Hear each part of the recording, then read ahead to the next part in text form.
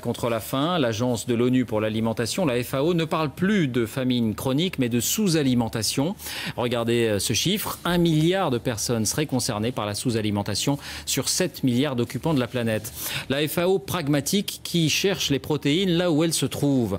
Au Laos, elle développe la culture des insectes, l'entomoculture donc, particulièrement appréciée, vous allez le voir, les grillons et les œufs de fourmis rouges, le steak du futur. C'est le dossier de cette édition. Il est signé de nos envoyés spéciaux Pierre Monégier et Dominique Marotel.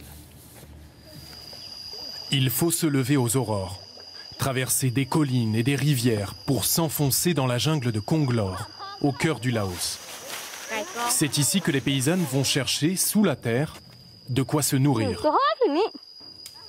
Des grillons, pas toujours faciles à attraper. Ça prend beaucoup de temps et c'est fatigant, surtout en cette saison car il n'y a pas beaucoup d'insectes, mais on en a vraiment besoin.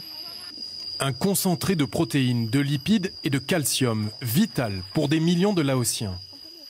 Serge Vergniaud est responsable de la FAO, l'Agence des Nations Unies pour l'alimentation, au Laos. Dans ce pays pauvre, sa mission consiste à trouver des solutions locales à la malnutrition. C'est un superbe grillon.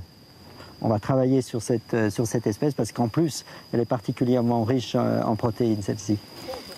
Ici, pas de bétail, peu de viande en général. Mais en cherchant bien, la forêt contient de quoi satisfaire tous les besoins nutritionnels. Par exemple, grâce aux œufs de fourmis rouges. C'est un petit peu acide, c'est un peu comme du citron. Et c'est une source d'énergie très importante. Encore faut-il savoir cuisiner ces insectes. Aux côtés de Serge Vergniaud, un nutritionniste, consultant pour le programme alimentaire du gouvernement laotien. On étudie les méthodes de cuisson. Par exemple, on sait qu'en faisant frire le grillon, on perd des éléments nutritifs, beaucoup plus que si on le mange en soupe. Soupe au grillon, tartare de fourmis rouges, sauterelle aux pousses de bambou.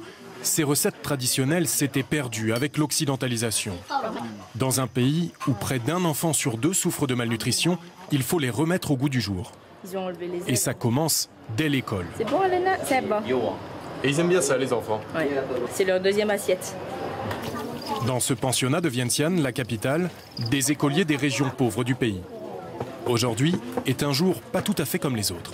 Les enfants vont récolter les grillons eux-mêmes, ceux qu'ils ont élevés eux-mêmes et qui vont consommer. Dans mon village, on mangeait parfois des insectes, mais jamais on ne les a élevés comme ça. Jusque-là, le menu de la cantine, c'était essentiellement du riz. Aujourd'hui, c'est terrine de porc au grillon et omelette au criquet. L'autre intérêt, c'est que les insectes sont écologiques et économiques. Ils demandent 10 fois moins de céréales et d'eau que le bétail pour autant de protéines. Et grâce au programme de la FAO, c'est une nouvelle source de revenus pour des dizaines d'éleveurs. Pour l'instant, je ne produis que quelques kilos par mois pour nourrir ma famille et vendre sur les marchés. Mais j'ai bien l'intention de me développer. Prochaine étape, exporter ces petites bêtes sous forme de poudre dans des biscuits, par exemple, pour conquérir les marchés occidentaux. Une chose est sûre, pour nourrir 10 milliards d'humains en 2050, il faudra varier un peu ce que l'on met dans nos assiettes. Alors bien sûr, il faudra du temps avant que ce type de larve se fasse un chemin jusqu'à nos marchés en France. Ou encore qu'on se mette à manger des cigales, comme celle-ci. Mais ici au Laos, ce sont des compléments alimentaires essentiels et délicieux.